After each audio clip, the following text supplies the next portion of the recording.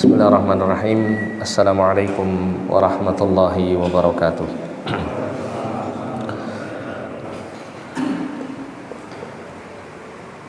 Alhamdulillahi ala ihsani wa syukran lahu ala taufiqihi wa amtinani. Asyhadu an la ilaha illallah wahdahu la syarika lah ta'ziman li sya'ni. Wa asyhadu anna Muhammadan abduhu wa rasuluhu da'iyan ila ridwanih. Allahumma salli alaihi wa ala alihi wa sahbihi wa ikhwani. Amma ba'd. Ma'asyiral muslimin wal muslimat rahimani wa rahimakumullah. Alhamdulillah, pada kesempatan yang mulia ini kita diberikan kemudahan oleh Allah untuk kembali mendekatkan diri kepada Allah melalui tafaqquh fid din, melalui kita berusaha memahami agama Allah yang mulia. Karena dengan kita memahami agama Allah, memahami petunjuk Allah, maka kita akan mendapatkan kehidupan yang jauh dari kesesatan, kehidupan yang mengantarkan kepada kebahagiaan, kehidupan yang akan menyelamatkan kita dari siksa api nerakanya. Sebaliknya, orang yang menjauh dari ilmu, menjauh dari petunjuk, menjauh dari Al-Quran, menjauh dari hadis Nabi SAW, maka Allah akan memberikan kehidupan yang sulit di kehidupan dunianya. Allah jadikan sempit hatinya. Allah jadikan pula kehidupan di akhiratnya menjadi kehidupan yang mencelakakannya. Sebagaimana dalam Quran surat Thaha, Allah mengatakan, "Faman tabi'a hudaya fala yadhillu wa la yashqa, wa man a'rada 'an dzikri fa inna lahu ma'isyatan dhanka wa nahsyuruhu yaumal qiyamati a'ma." Barang siapa yang mengikuti petunjukku, maka dia tidak akan tersesat dan tidak akan celaka. Kata salah seorang sahabat yang dikenal sebagai turjumanul Quran, ahli dalam tafsir Al-Quran, yaitu sahabat Nabi yang bernama Abdullah bin Abbas radhiyallahu ta'ala anhu. Beliau mengatakan,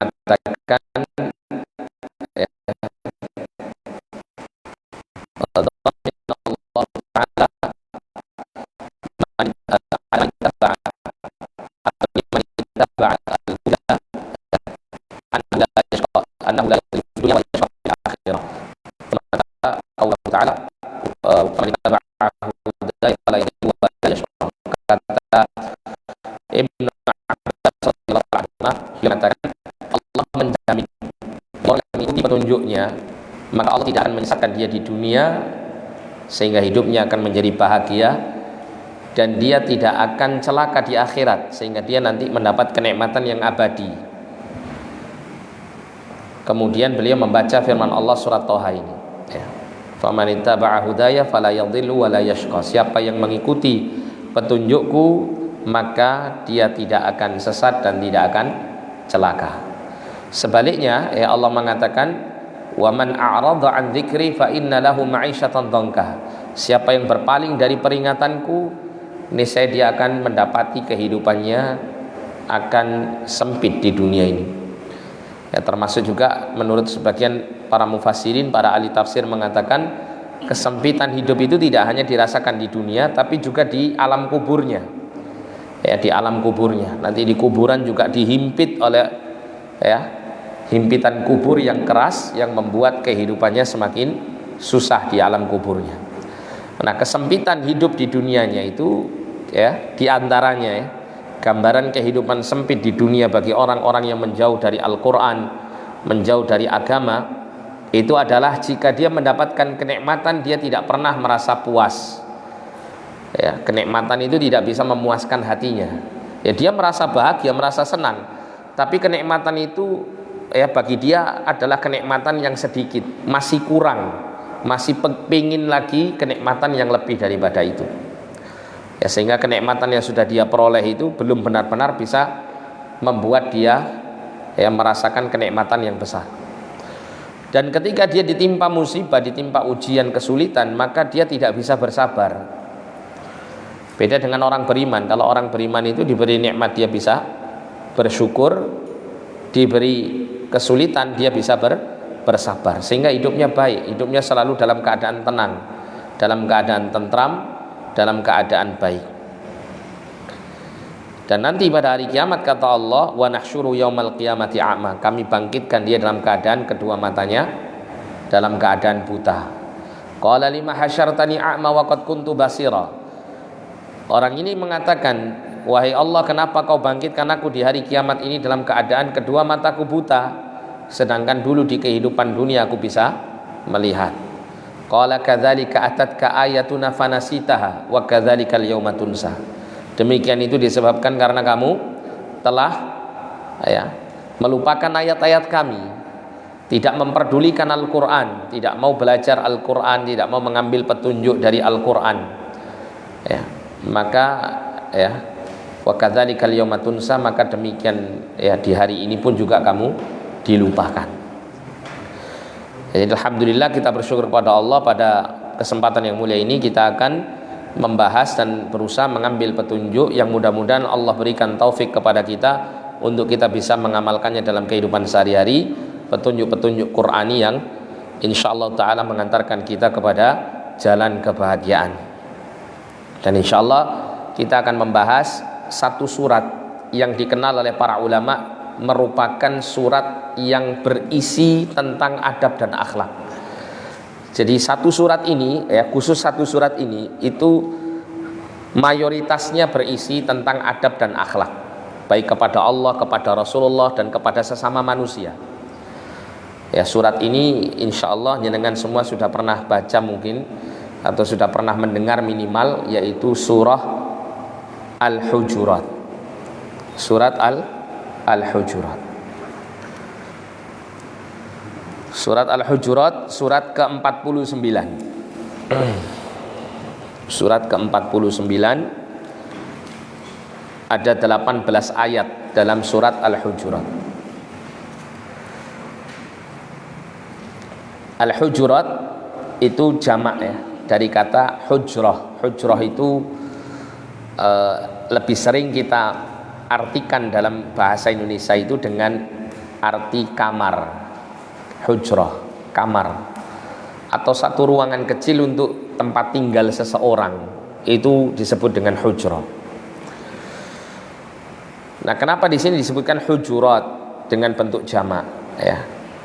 Karena yang dimaksud hujrah di sini atau kamar-kamar di sini, hujurat di sini adalah hujurat azwajin Nabi sallallahu alaihi wasallam. Jadi ruangan-ruangan kamar-kamar, atau bukan kamar sebetulnya, lebih pada rumah kecil gitu rumah-rumah kecil yang dihuni oleh istri-istri Nabi Shallallahu Alaihi Wasallam, yang mana rumah-rumah itu berada di dekat dengan Masjid Nabawi, di samping-samping Masjid Nabawi, dekat sekali dengan Masjid Nabawi.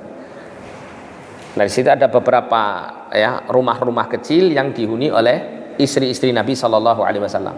Jadi Nabi SAW itu kan memiliki istri banyak Nah, Rasulullah itu selalu tinggal bersama istri-istrinya ini. Jadi Rasulullah itu kalau membagi waktunya bersama istrinya, itu caranya begini, Pak. Rasulullah itu nanti misalnya datang ke rumah Aisyah, misal gitu ke hujrahnya Aisyah. Maka untuk malam hari ini Rasulullah nanti bermalam di hujrahnya Aisyah sampai besok pagi. Nah, keesokan paginya Rasulullah itu akan mendatangi ke hujrah atau rumah-rumah kecil istri-istrinya yang lain. Akan datang ke rumahnya Hafsah, akan datang ke rumahnya Maimunah, akan datang ke rumahnya istri Nabi yang lain, Sofia, dan seterusnya. Itu mulai pagi sampai siang itu Rasulullah mendatangi satu demi satu rumah istrinya. Sampai di rumah istri Nabi misalnya Sofia, Nabi berbicara kemudian bercengkrama, berkomunikasi beberapa jam, kemudian pindah lagi ke rumah istri berikutnya, dan seterusnya. Terakhir ketika hari sudah masuk waktu sore menjelang malam, Rasulullah masuk ke rumah di mana jatah bermalam Rasul di situ. Misalnya setelah Aisyah berarti ke rumah misalnya ke rumah istri Nabi bernama Hafsah. Maka Rasulullah di sore sampai malam sampai besok paginya itu di rumah Hafsah. Terus begitu bergantian ke rumah istri beliau yang lainnya. Nah, rumah-rumah istri si Nabi ini disebut dengan hujurat, hujrah. Nah, kenapa dinamakan ini surat Al-Hujurat ya? Karena nanti di ayat yang ke berapa di sini ya? Ayat keempat ini ya. Nanti disebutkan Al-Hujurat. Ya, disebutkan Al-Hujurat sehingga dinamakan surat ini dengan Al-Hujurat. Nah, surat ini termasuk Madaniyah. Madaniyah. Apa Madaniyah maksudnya, Pak? Surat Madaniyah apa maksudnya? Yaitu surat-surat yang diturunkan oleh Allah Subhanahu wa taala setelah Nabi hijrah ke kota Madinah. Ya, setelah Nabi hijrah ke kota Madinah, maka surat-surat atau ayat yang turun kala itu disebut dengan Madaniyah. Kalau Makkiyah itu Rasulullah belum hijrah, masih tinggal di kota Makkah, belum hijrah ke kota Madinah. Setiap surat atau ayat yang turun pada saat Nabi tinggal di kota Makkah dan belum hijrah ke kota Madinah, itu disebut dengan surat atau ayat-ayat Makkiyah. Jadi secara umum ya, surat Al-Hujurat ini berisikan tentang adab dan akhlak ya. Adab dan akhlak kepada Allah, kepada Rasulullah, dan kepada sesama kaum muslimin. Nah, kita mulai dari ayat pertama. A'udzubillahi minasyaitonirrajim. Bismillahirrahmanirrahim. Ya ayyuhalladzina amanu la tuqaddimu baina yadayillahi wa rasulihi wattaqullaha innallaha samii'un alim. Wahai orang-orang yang beriman, janganlah kalian mendahului Allah dan Rasulnya, dan bertakwalah kalian kepada Allah, sesungguhnya Allah Maha mendengar lagi Maha mengetahui. Jadi kalau kita membaca di dalam salah satu tafsir ya, seperti dalam tafsir As-Sa'di dikatakan hadza mutadamminun lil adab. Ini mengandung adab. Adab ma'allahi ta'ala, bersama dengan Allah Ta'ala. Wa ma'a Rasulillahi sallallahu alaihi wasallam, dan bersama Rasulullah sallallahu alaihi wasallam. Wa ta'zim lahu wa ihtiramuhu wa ikramuhu. Dan ya, kandungan ayat ini itu menggambarkan pengagungan kepada Allah dan Rasulnya, penghormatan, pemuliaan kepadanya. Karena kita dilarang oleh Allah dan Rasulnya untuk mendahuluinya ya. Dilarang mendahului Allah dan Rasulnya, ini merupakan bentuk adab, tata kesopanan kita kepada Allah dan kepada Rasulullah. Dan itu mengandung bentuk pengagungan kepada Allah dan Rasulullah, mengandung penghormatan dan pemuliaan kepada keduanya. Allah Subhanahu wa taala memerintahkan kepada hamba-hambanya yang beriman bima yaqtadihil iman ya, dengan menyerukan ya seruan keimanan kepada Allah dan kepada Rasulnya untuk mewujudkan perintah Allah dan menjauhi larangannya. Dengan apa bentuknya? Wa an yakunu masyin khalfa awamirillah muttabi'in li sunnati Rasulillah fi jami'i umurihim.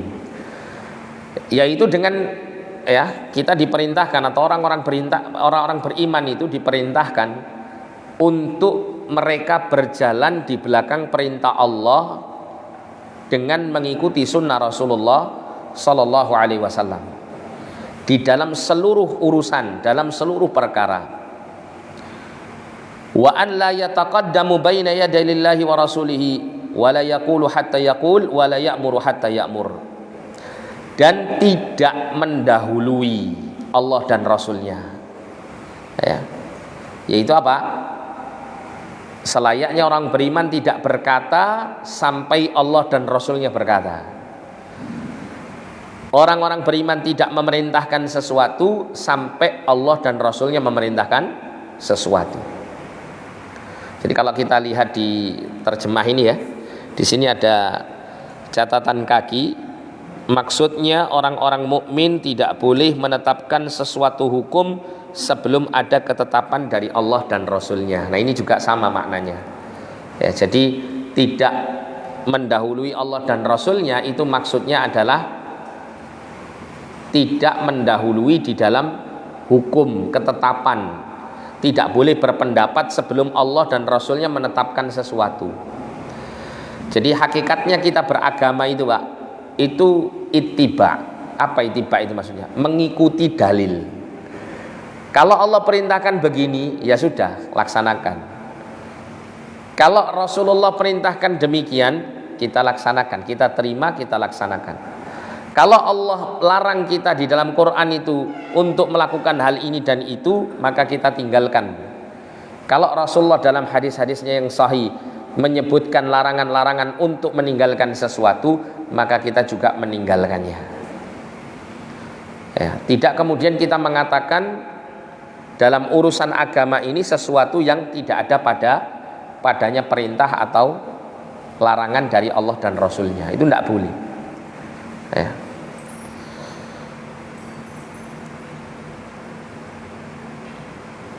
Dikatakan di sini fa inna hadza haqiqatul adab al wajib.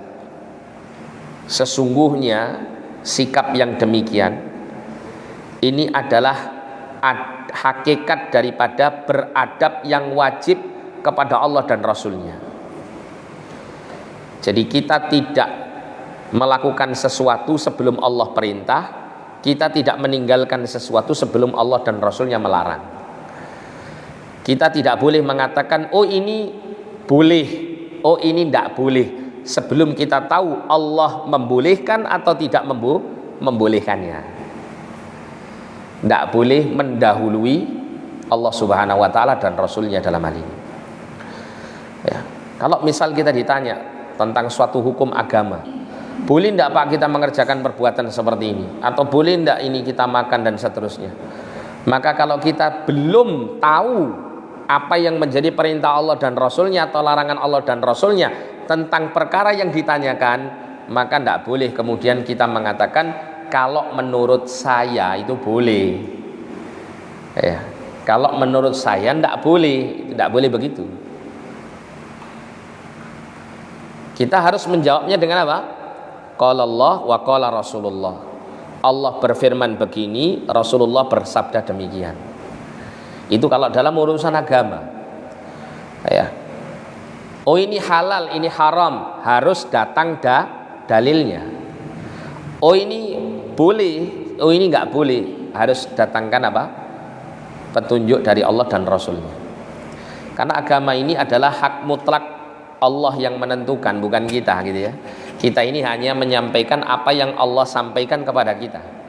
Kita hanya menyampaikan apa yang Rasulullah sabdakan kepada kita.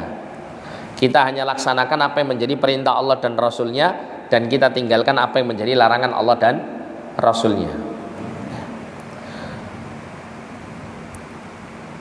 Wa huwa unwanu sa'adatil abdi wa falahuhu atau wa falahihi.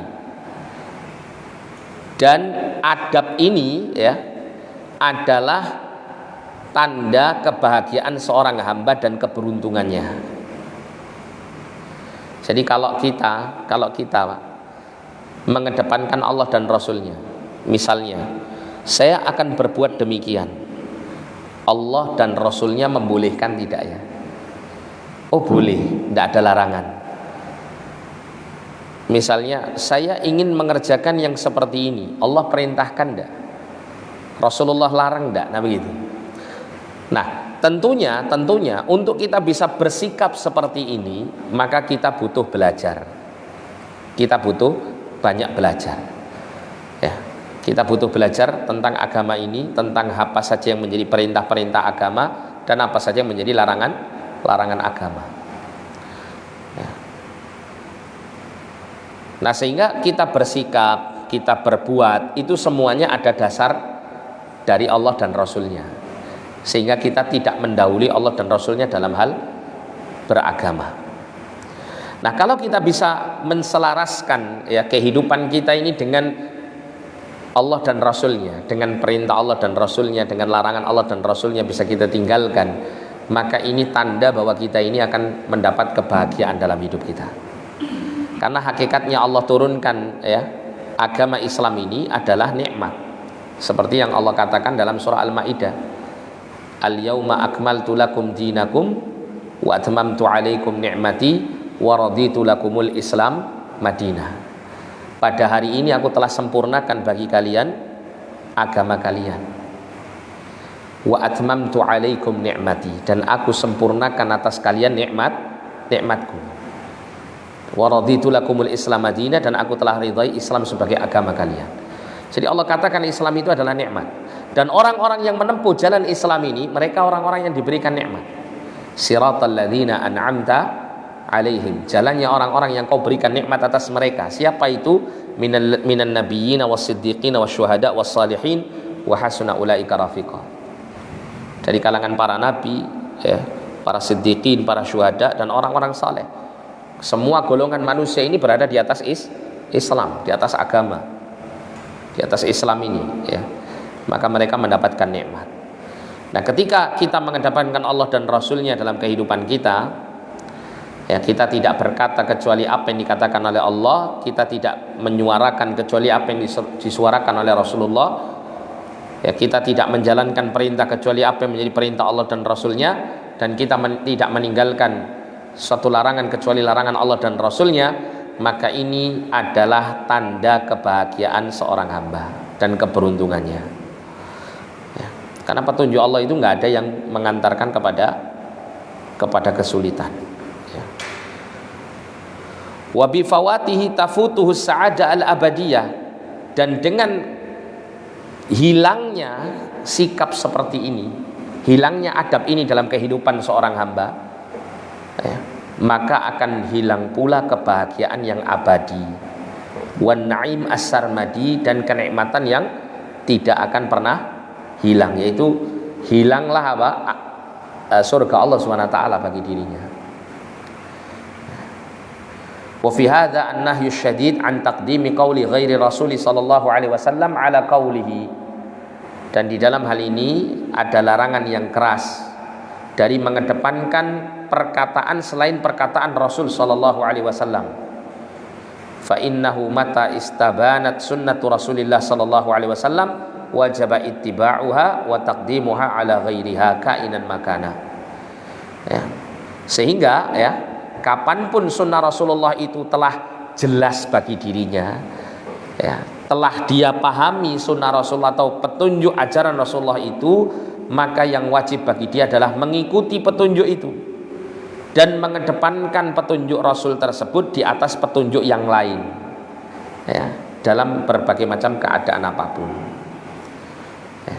Dengan kita mengedepankan Al-Quran dan hadis Nabi SAW dalam kehidupan kita, ya, menjadikan keduanya imam, pedoman bagi hidup kita, maka kita akan mendapatkan kehidupan yang bahagia. Ya, kita lihat banyak sekali orang-orang yang menjauhkan, ya, Quran dan Sunnah dalam hidupnya. Ya, betapa banyak orang itu yang tidak mau beribadah, tidak mau menjalankan perintah, banyak melanggar larangan. Anda lihat kehidupan mereka, Pak. Ya, susah, kehidupan yang sempit, kehidupan yang banyak kesulitan. Kalaupun misalnya mereka kalah sekarang ini bergelimang kenikmatan, banyak kelezatan, kesenangan yang dirasakan, itu kesenangan yang tidak pernah membuat hatinya puas, ya. Jadi seperti orang-orang kafir, ya, mereka kok kayaknya hidupnya enak, nyaman, hakikatnya tidak nyaman hidup mereka. Ketika mereka dapat kesenangan, mereka tidak pernah puas. Orang kalau dapat kenikmatan terus nggak pernah puas, itu kira-kira nikmatnya bagaimana rasanya, Pak? Akan berkurang, kan gitu. Beda dengan orang itu kalau dia memiliki iman, kemudian Allah karuniakan qanaah dalam hatinya, itu dia mendapatkan satu kenikmatan, mungkin kecil kenikmatan itu di hadapan manusia, tapi bagi dia ini kenikmatan yang besar. Ya, terkadang orang itu nuwun sewu untuk makanan, ya, misalnya, terkadang orang itu makan tahu goreng dikei sambel, ya, pakai nasi, kadang lebih enak daripada makanan di restoran mahal. Terkadang seperti itu rasanya. Tergantung bagaimana dia merasakan dan mensyukuri nikmat tersebut. Ya, ada banyak orang kafir itu yang dia makan di restoran yang enak, ya, dari satu restoran ke restoran yang lain, nggak pernah merasa puas. Kenapa? Karena nggak ada iman dalam hatinya, ya, sehingga nggak ada syukur, gitu, nggak ada syukur. Nah, kalau mereka dikasih kesulitan hidup, ya, ujian yang susah, nggak bisa sabar, Pak. Orang kafir nggak bisa sabar, sulit untuk sabar. Mereka akan merasakan hidup mereka tersiksa. Nah, jadi mengedepankan Allah dan Rasulnya, ya, mengedepankan Quran dan Sunnah sebagai imam dalam hidupnya, itu akan mengantarkan apa? Kepada jalan kebahagiaan. Ya. Tsumma amarallahu bitaqwahu umuman. Kemudian Allah memerintahkan, ya, bertakwa secara umum. Wa hiya kama qala Talq bin Hubaib an ta'mala bi ta'atillah ala nurin minallah tarju thawaballah wa anta tatruka ma'siyatallah ala nurin minallah takhsha iqaballah. Setelah Allah perintahkan kita untuk mengedepankan, ya, Allah dan Rasulnya dalam segala hal, kita, ya, dilarang, ya, untuk apa namanya, mendahului Allah dan Rasulnya dalam beragama ini. Maka setelah itu Allah perintahkan kita untuk bertakwa. Dan takwa itu, di antara maknanya, ya, di antara maknanya takwa itu seperti yang dikatakan oleh seorang tabi'in yang bernama Talq bin Hubaib rahimahullah. Tabi'in itu muridnya para sahabat, ya, para sahabat muridnya Rasul. Tabi'in ini orang-orang yang hidup di masa sahabat tapi nggak pernah ketemu sama Rasul, tapi mengambil ilmu agamanya dari para sahabat. Nah, salah seorang tabi'in namanya Talq bin Hubaib ini mengatakan bahwa takwa itu maknanya adalah anta'mala bi ta'atillah, kamu beramal dengan taat kepada Allah. Maksudnya dengan apa? Dengan menjalankan perintah Allah di dalam Al-Quran. Ala nuri minallah, di atas cahaya dari Allah, maknanya di atas iman, yakin, percaya dengan apa yang menjadi perintah Allah ini, ya. Termasuk juga di atas cahaya dari Allah, maknanya di atas cahaya ilmu, ya, di atas cahaya ilmu. Sehingga Al-Quran ini wajib untuk dipelajari supaya kita tahu apa yang menjadi perintah-perintah Allah, sehingga kita menjalankan perintah itu berdasarkan ilmu kita kepada Al-Quran tersebut. Tarju thawaballah, engkau mengharapkan pahala di sisi Allah, yaitu dengan ikhlas, ya, kita menjalankan perintah Allah termasuk juga perintah Rasulullah itu dengan niat yang ikhlas, mengharap pahala di sisi Allah, bukan mengharap pujian manusia atau mengharapkan jabatan kekuasaan, ya, atau supaya, ya, dia dipilih jadi wakil rakyat misalnya, bukan untuk itu, ya. Tapi untuk Allah, lillah, untuk mencari pahala, keridhaan Allah Subhanahu wa taala. Kemudian takwa itu juga wa anta tatruka ma'siyatallah, engkau meninggalkan kemaksiatan kepada Allah, kau tinggalkan larangan-larangan Allah dan Rasulnya. Ala nuri minallah, di atas cahaya dari Allah, maknanya cahaya iman, ya, yakin, beriman kepada Allah. Kemudian juga di atas cahaya ilmu sesuai dengan petunjuk yang benar dari Al-Quran dan Sunnah. Takhsha iqaballah, kau tinggalkan larangan-larangan Allah dan Rasulnya itu karena engkau merasa takut dari siksa Allah. Karena orang itu kalau berbuat maksiat, berbuat yang haram, yang dilarang, itu ada konsekuensinya. Dia terancam nanti mendapat siksa di neraka. Meskipun kita tidak boleh pastikan, ya, kalau misalnya fulan melakukan perbuatan dosa langsung kita katakan wah dia pasti masuk neraka, tidak bisa, ya. Tapi dia terancam, ya, terancam masuk neraka, iya, gitu, ya.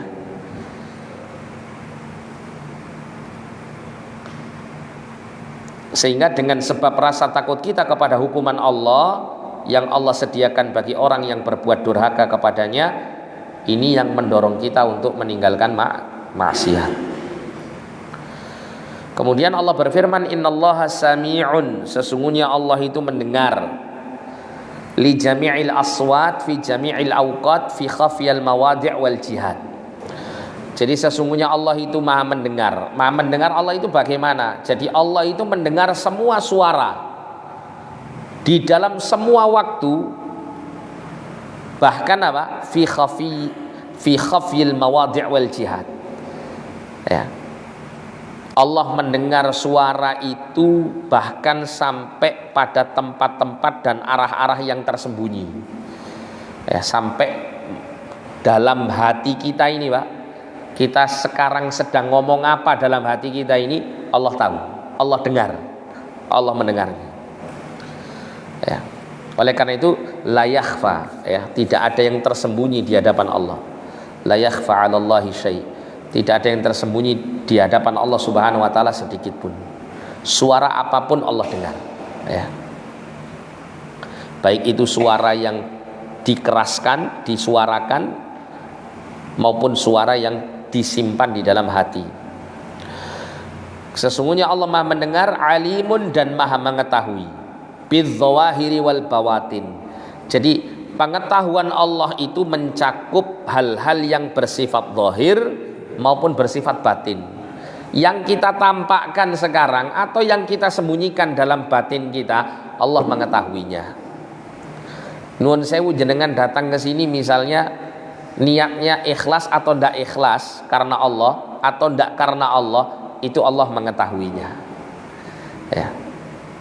Dan itu semuanya ada konsekuensi di hadapan Allah. Kalau kita lillahi ikhlas karena Allah, kita dapat pahala. Dan Allah tahu apakah niat kita ikhlas ataukah tidak. Kalau kita niatnya tidak ikhlas, maka kita akan terancam untuk mendapat siksa Allah Subhanahu wa taala, dan Allah tahu bahwa hati kita ikhlas atau tidak ikhlas. Ya, jadi apapun yang kita tampakkan atau kita sembunyikan, apapun yang kita tunjukkan atau yang tidak kita tunjukkan, Allah mengetahuinya. Oleh karena itu seorang mukmin itu tidak boleh memiliki dzul wajhain. Ya, punya dua wajah. Maksudnya dua wajah itu seperti apa sih? Kayak orang munafik, Pak. Orang munafik itu kalau di hadapan orang-orang beriman, mereka mengatakan apa? Qalu amanna, kami beriman. Wa idza khalau ila syayatinihim, tapi kalau mereka itu berkumpul bersama setan-setan mereka, maksudnya tokoh-tokoh orang-orang sesat itu ya, bersama mereka, orang-orang kafir, orang musyrik, orang-orang munafik akan mengatakan inna ma'akum innama nahnu mustahzi'un. Sesungguhnya kami ini sama dengan kamu. Ya. Kami ini sebetulnya bersama kamu. Sesungguhnya kami mengatakan beriman di hadapan orang-orang beriman itu adalah dengan tujuan untuk berolok-olok saja kepada mereka. Ya, Allah SWT mengetahuinya. Oleh karena itu seorang mukmin itu selayaknya jujur secara zahir maupun batinnya. Ya. Lurus ya, antara zahirnya dengan batinnya itu sama. Dan Allah Maha mengetahui dalam hal as-sawabiq wal lawahik, apa yang telah terdahulu, yang telah berlalu, dan apa yang sedang terjadi dan akan terjadi. Allah mengetahuinya. Enggak ada yang luput dari pengetahuan Allah. Dan Allah itu di antara kesempurnaan pengetahuannya tidak pernah dijangkiti oleh yang namanya penyakit lupa. Orang itu secerdas apapun di dunia ini hidupnya, dia mesti pernah lupa. Bahkan lupa itu untuk manusia, Pak, itu nikmat, Pak. Ya, lupa itu nikmat. Tapi kalau terlalu banyak dosisnya, pikun gitu ya, ini yang jadi susah. Ya, tapi kalau kadarnya itu sesuai, lupa itu kadang diperlukan. Misal seseorang itu dia berduka karena suatu hal, musibah, dia berduka. Lambat laun dia akan bisa melupakan dukanya itu sampai dia kemudian merasa sudah tidak lagi berduka. Itu terjadi karena ada sifat lupa pada diri manusia, dan itu membuat manusia bisa eksis hidup di atas muka bumi ini. Bayangkan kalau misal manusia nggak pernah bisa lupa, Pak. Ya nuwun sewu, pernah melihat sesuatu yang menjijikkan tidak pernah lupa, pernah kemudian menghadapi suatu musibah, satu kesulitan, satu kedukaan, kesedihan yang berat, tidak pernah bisa dia lupakan. Kira-kira bagaimana dia bisa hidup? Tidak mungkin bisa hidup ya. Sulit untuk dia bisa hidup. Saya punya kawan kawan saya ini, dia dulu kuliah di Fakultas Kedokteran di UGM Dia termasuk orang anak yang berprestasi di daerahnya di Sumatera sana. Kemudian dia dapat beasiswa masuk Fakultas Kedokteran di UGM. Dia mendapat fasilitas, diantaranya dia dapat satu rumah yang dihuni oleh dia dan kawannya. Tapi di situ disediakan kendaraan motor cuma satu, sehingga kawan saya ini selalu bergantian dengan kawannya dalam penggunaan motornya. Nah, suatu ketika, singkat cerita, kawan saya ini menghubungi kawannya untuk segera kembali pulang. Karena apa? Karena motornya jatah dia menggunakannya. Dia ada satu tugas yang harus diselesaikan di kampus, sehingga sebisa mungkin untuk dia tidak terlambat. Nah, singkat cerita, karena mungkin ya didesak oleh kawan saya ini untuk segera kembali, mungkin dia melajukan kendaraannya dengan kencang. Qadarullah, Allah takdirkan kawannya tersebut kecelakaan di jalan dan meninggal dunia. Nah, kawan saya ini cerita, ya, setelah peristiwa itu saya sulit untuk bangkit. Saya merasa bahwa itu semuanya adalah kesalahan dari saya. Ya. Saya merasa kawan saya mati itu adalah karena saya, gitu ya, karena dirinya. Kala itu seperti itu. Sehingga itu semua mempengaruhi ya, kuliah saya, kemudian semua lah. Ya, sehingga sulit bagi dia untuk melupakannya. Sampai akhirnya dia berusaha untuk menenangkan diri, dia berusaha untuk kembali ya, mendekat kepada Allah, sampai kemudian dia ya ke pondok pesantren kami kala itu, kemudian belajar agama di sana. Ya, sampai dia bisa melupakan apa yang pernah dilaluinya dari pengalaman pahitnya tersebut. Jadi bayangkan orang itu kalau misal dia tidak pernah bisa melupakan sesuatu yang bersifat ya, buruk atau kedukaan atau kesedihan, sulit bagi dia untuk hidup. Ya. Banyak orang kafir itu kadang sampai seperti itu membuat mereka nggak sabar dan akhirnya bunuh diri.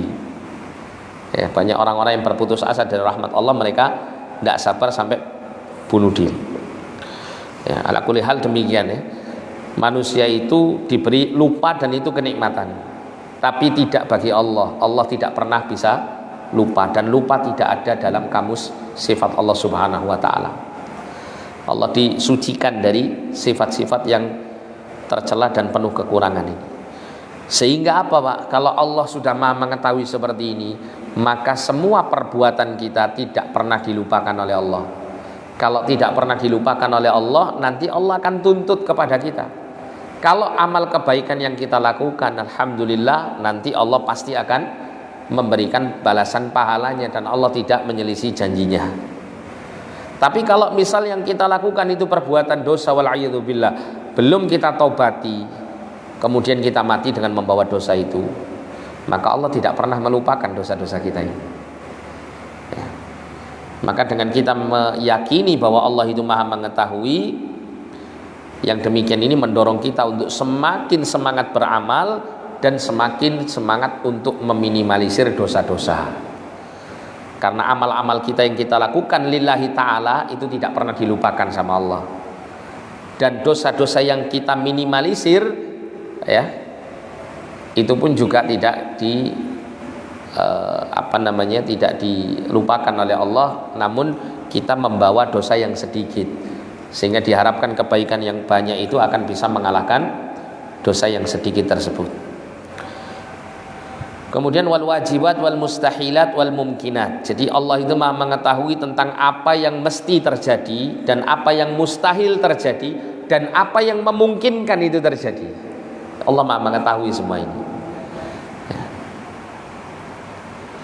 Nah, dikatakan oleh Syekh As-Sa'di di sini, wa fi dzikril ismainil karimaini ba'da an-nahyi 'anit taqaddum baina yadayillahi wa rasulihi wal amri bi taqwahu hatha 'ala imtithali tilkal awamiril hasanah wal adab al mustahsanah wa tarhib an 'adamil imtithal. Jadi di dalam menyebutkan dua nama yang mulia ini, Allah itu adalah Tuhan yang Maha mendengar lagi Maha mengetahui. Setelah Allah menyebutkan larangan untuk mendahului Allah dan Rasulnya dalam beragama dan memerintahkan untuk bertakwa, maka ini ya adalah anjuran untuk mewujudkan perintah-perintah yang baik tadi dan mewujudkan adab-adab yang bagus serta adanya ancaman bagi orang yang tidak mengerjakannya. Ya. Nah, termasuk juga sebetulnya masalah ya, la tuqaddimu baina yadayillahi wa rasulihi, jangan kamu mendahului Allah dan Rasulnya, itu termasuk ya larangan untuk berbuat kebid'ahan. Larangan berbuat kebid'ahan dalam agama. Apa sih bid'ah itu? Bid'ah itu sesuatu hal yang baru yang diadakan dalam agama yang tidak ada dalilnya dalam agama. Itu namanya bid'ah. Apapun yang kita dapati berupa amal atau keyakinan yang baru tidak pernah ada di dalam agama kita dan tidak pernah kita dapati adanya dalil yang menerangkan akan hal itu, maka itu perbuatan bid'ah. Apapun itu cara kita menentukan perkara bid'ah. Nah, dilarang dalam agama itu kita mewujudkan perbuatan bid'ah atau keyakinan yang bid'ah ini, karena dengan demikian kita telah menyelisih Allah dan Rasulnya.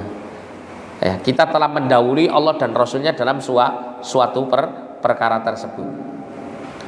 Ya, kita mengatakan A atau berbuat B dalam agama yang ternyata Allah dan Rasulnya tidak mengatakan seperti itu dan tidak memerintahkan untuk berbuat seperti itu. Nah, berarti ini termasuk perbuatan bid'ah yang terlarang. Ya. Termasuk juga ya larangan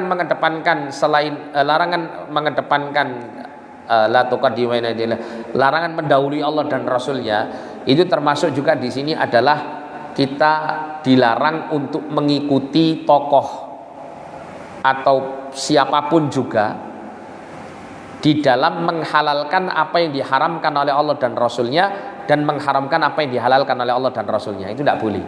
Bahkan ini termasuk bentuk kekufuran, bisa mengeluarkan orang itu dari agama. Ya. Pernah di masa Rasulullah itu ada sebuah ayat yang turun di masa Rasul Sallallahu Alaihi Wasallam. Allah berfirman, ittakhadhu ahbarahum wa ruhbanahum arbaba min dunillah.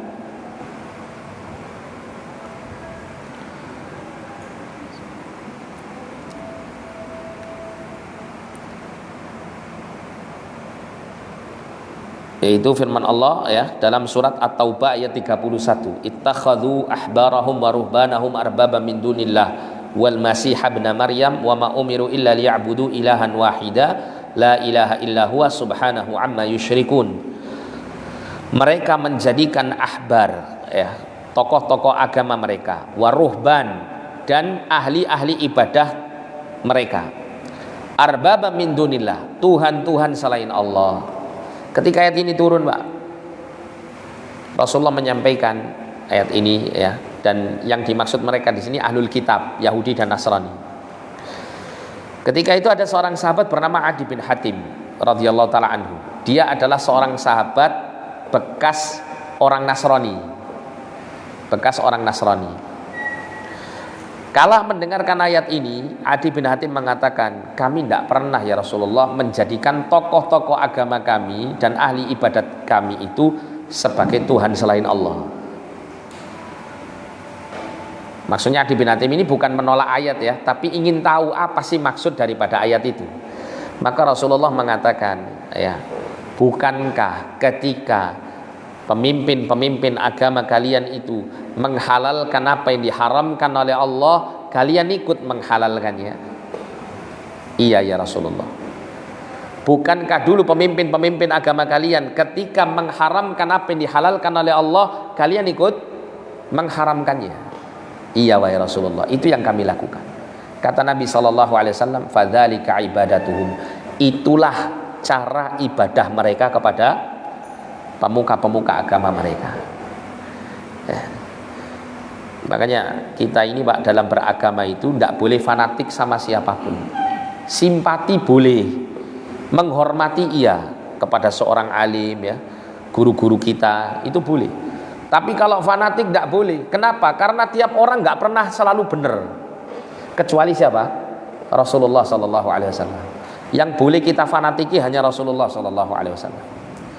Imam Malik bin Anas ya, yang madhab fikihnya itu dikenal dengan madhab Maliki, salah satu dari 4 madhab besar di dalam Islam dalam hal fikih.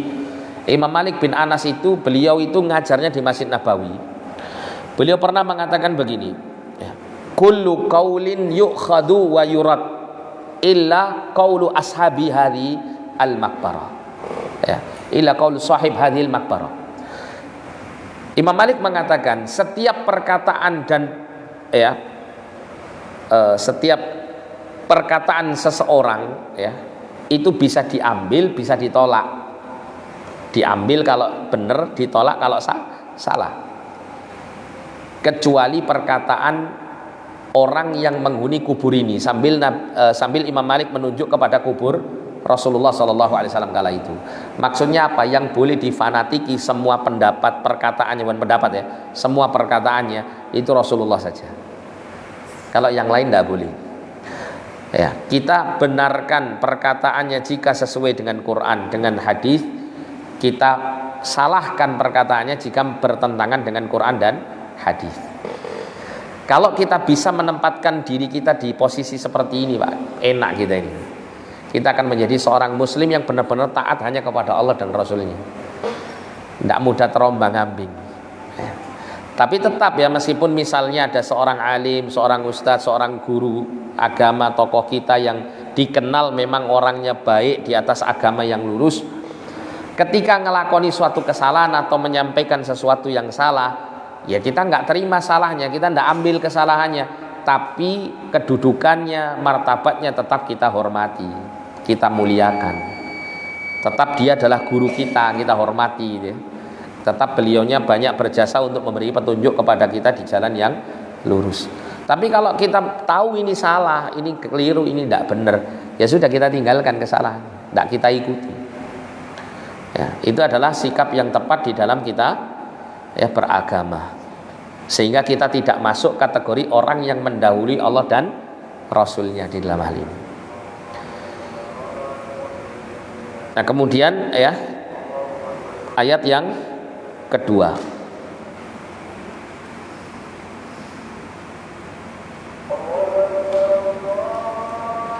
Allah berfirman ya ayyuhalladzina amanu la tarfa'u aswatakum fawqa sautin nabi wa la tajharu lahu bil qawli ka jahri ba'dikum li ba'din an tahbata a'malukum wa antum la tash'urun. Allah mengatakan, wahai orang-orang yang beriman, janganlah kalian mengangkat suara kalian itu melebihi di atas suara Nabi. Jadi ini salah satu adab yang diajarkan dalam agama. Ketika para sahabat kala itu menjumpai Rasulullah masih hidup, maka para sahabat dilarang untuk bersuara keras melebihi kerasnya suara Nabi ketika bicara. Makanya sampai kemudian para sahabat kala itu kalau bicara sama Rasulullah, di hadapan Rasulullah, itu seperti bisik-bisik, Pak. Seperti bisik-bisik, karena takut, khawatir suara mereka itu lebih keras dari suaranya Nabi SAW. Sedangkan Nabi itu kalau bicaranya biasa, ya suaranya biasa gitu ya. Tapi kalau Rasulullah itu berkhutbah, biasanya Rasulullah mengangkat suaranya, keras suara beliau gitu ya.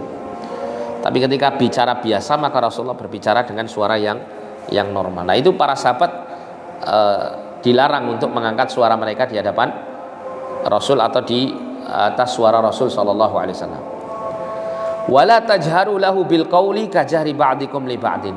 Dan janganlah kalian mengeraskan suara kalian di hadapan Rasul seperti sebagian kalian mengeraskan suara kepada sebagian yang lain, berteriak-teriak gitu ya. Kadang orang itu kalau guyon sama orang lain kan suaranya terlalu tinggi, keras-kerasan kalau ngomong ini. Nah, itu tidak boleh Kepada Rasulullah tidak diperbolehkan untuk mengeraskan suara melebihi suara Nabi SAW. Antahbata a'malukum wa antum la tash'urun. Agar supaya kalau kalian melakukan itu semuanya, maka amal-amal kalian akan terhapus, pahalanya akan hilang, sedangkan kalian tidak merasa. Jadi diterangkan di sini, wa hadza adabun ma'a Rasulillah sallallahu alaihi wasallam fi khitabihi, ay la yarfa' al-mukhatib lahu sautahu ma'ahu fawqa sautihi. Ini adalah adab bersama Rasulullah sallallahu alaihi wasallam. Di dalam ayat ini Allah merintahkan kepada orang-orang beriman yang berbicara kepada Rasulullah, jangan mengangkat suara di atas suara Nabi. Maksudnya bagaimana? Sautahu ma'ahu, suaranya itu sebanding dengan suara Nabi. Ini tidak boleh sudah ya, suaranya sebanding dengan suara Nabi, atau bahkan fauqa sautihi, di atas suara Nabi, lebih keras dari suara Nabi. Ini lebih terlarang lagi. Makanya para sahabat itu kalau ngomong bertanya kepada Rasulullah itu sangat lirih sekali suaranya, bahkan sampai seperti berbisik-bisik di hadapan Rasul, saking ihtiramnya ya, menjaga ya, kemuliaan Nabi SAW di dalam hal ini.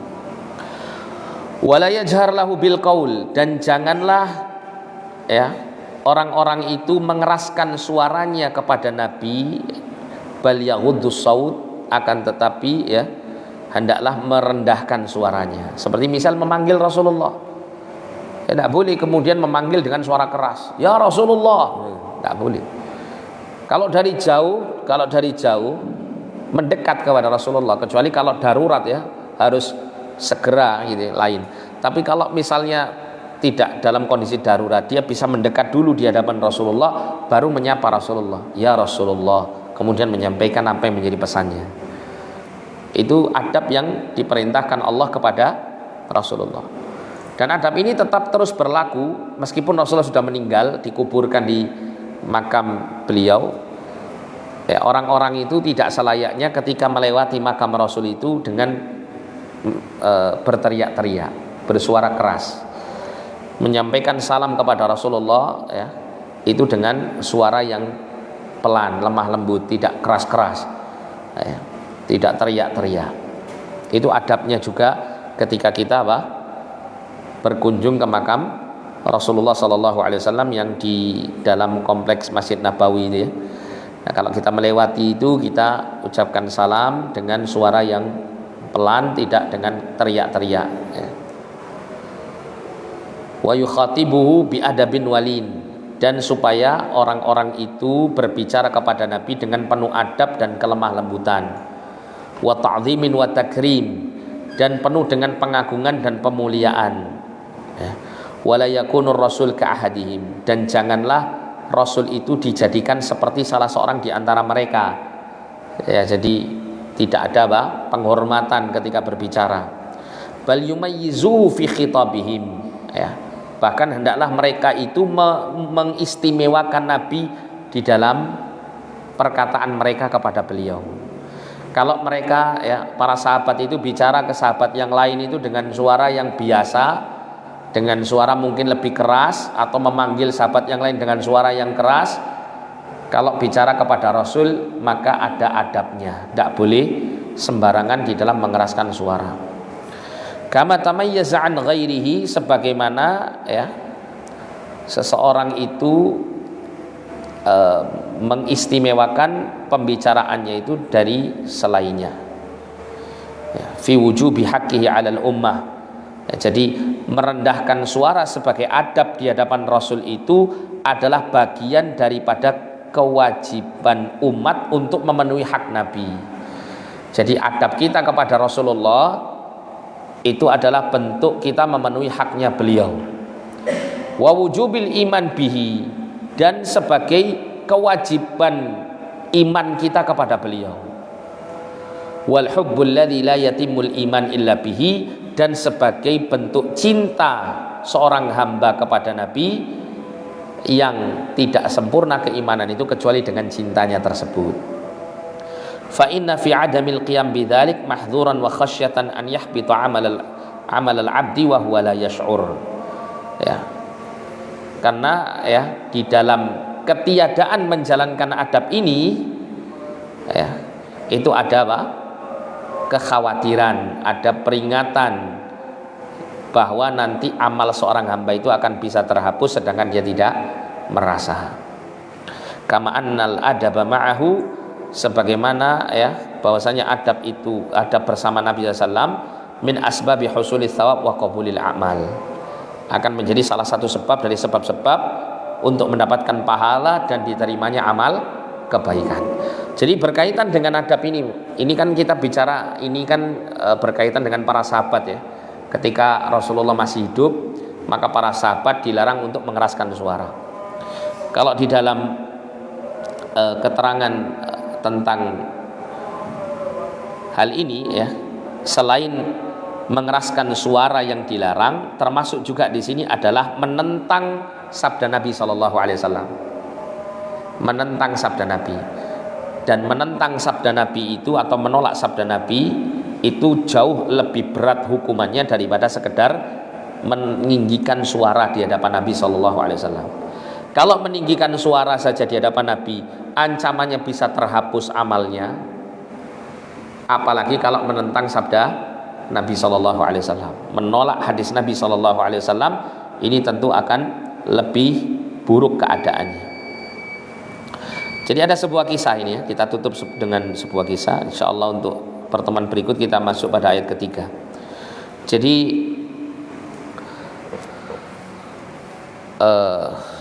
pernah di masa Rasulullah itu ada seorang sahabat ya, seorang sahabat yang kala itu dia ini suaranya keras ya. Kalau ngomong itu suaranya keras. Kalau ngomong dia bersuara dengan keras. Nah, sahabat ini ketika turunnya ayat ini, dia akhirnya tidak berani untuk datang kepada Nabi Shallallahu Alaihi Wasallam, sehingga beliaunya ini tidak hadir di majelis Rasul Shallallahu Alaihi Wasallam kala itu. Nah, maka Rasul Shallallahu Alaihi Wasallam ya merasa kehilangan sahabat tersebut dan bertanya kepada para sahabat yang lain, di mana fulan ini kok nggak datang gitu ya? Biasanya dia hadir di majelis kita, kok kemudian dia tidak pernah hadir di majelis kita. Ada apa? Mungkin ada sesuatu. Maka setelah diteliti, dicarilah sahabat tersebut, sampai kemudian sahabat ini ditemukan di rumahnya sambil menangis ya. Sahabat ini ya ditemukan di rumahnya sambil menangis. Ketika ditanya oleh sahabat yang menjadi tetangganya, ya, apa yang membuat kamu seperti ini? Maka kemudian dia pun mengatakan, telah turun firman Allah, ya ayyuhalladzina amanu la tarfa'u aswatakum fawqa shautin nabi, dan seterusnya. Wahai orang-orang beriman, janganlah kalian mengangkat suara kalian melebihi suara Nabi, dan seterusnya. Kata beliau, dan aku ini adalah orang yang suaranya paling keras. Suara saya ini keras melebihi suara Nabi Sallallahu Alaihi Wasallam. Karena memang suaranya secara tabiat itu memang suaranya memang keras suaranya. Kan ada orang itu yang memang suaranya itu keras, Pak ya. Dia kalau ngomong biasa ya keras gitu suaranya. Nah, sahabat ini takut gitu ya. Dan dia mengatakan bahwa ayat itu turun adalah mengenai dirinya. Sedangkan ya suaraku keras dan aku tentunya termasuk golongan orang yang terhapus amal kebaikanku. Sambil bersedih, kondisinya seperti itu diceritakan kepada sahabat ini, dan sahabat ini kemudian datang melaporkan apa yang menjadi keluhannya kepada Rasul Shallallahu Alaihi Wasallam. Maka kala itu Rasul Shallallahu Alaihi Wasallam mengatakan, ya, dia bukan termasuk golongan orang yang masuk ke dalam neraka, bahkan dia termasuk golongan ahli surga ya. Kata Rasulullah SAW demikian dan disampaikan kepada sahabat tersebut. Nah, di sini kemudian para ulama mengambil pelajaran ya, selain dilarang orang-orang yang hidup di sisi Rasul SAW kala itu untuk mengeraskan suara melebihi suara Rasulullah di dalam berbicara kepada Rasul, yang kedua adalah dilarang bagi siapapun juga dari kalangan umat Islam ini untuk menentang sabda Rasul Sallallahu Alaihi Wasallam, untuk menyelisih atau menentang, menolak, membantah Rasulullah Sallallahu Alaihi Wasallam. Karena dengan membantah, menentang, ya, menolak hadis Nabi Sallallahu Alaihi Wasallam yang jelas-jelas sudah sahih misalnya, itu adalah ya lebih berat ya, lebih buruk daripada sekedar mengeraskan suara di atas suara Nabi ketika berbicara bersama Nabi Shallallahu Alaihi Wasallam. Ini diantara pelajaran adab yang bisa kita ambil dari dua ayat yang mulia ini. Insyaallah Taala pada pertemuan berikut kita akan melanjutkan pada ayat yang ketiga dan seterusnya. Kita cukupkan sampai di sini. Jazakumullah khairan, barakallahu fikum. Kita tutup dengan doa kafaratul majelis. Subhanakallahumma wa bihamdika asyhadu an la ilaha illa anta astaghfiruka wa atubu ilaik. Wa sallallahu ala nabiyina Muhammadin wa ala alihi wa sahbihi wasallam. Wa akhiru da'wana alhamdulillahi rabbil alamin. Wa lafu minkum assalamu alaikum warahmatullahi wabarakatuh.